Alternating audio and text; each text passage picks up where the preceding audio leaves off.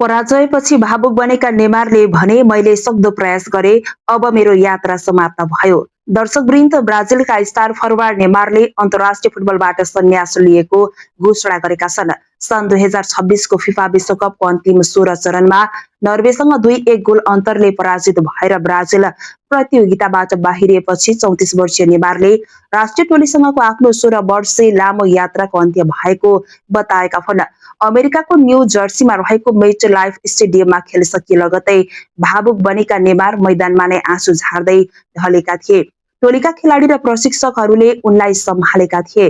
त्यसपछि ब्राजिली टेलिभिजन ग्लोबोसँग कुरा गर्दै उनले भनेका छन्, मैले सक्दो प्रयास गरे, अब मेरो यात्रा समाप्त भयो। यहीबाट मैले ब्राजिलको लागि यात्रा सुरु गरेको थिएँ र आज यही आएर त्यसको अन्त्य भएको छ।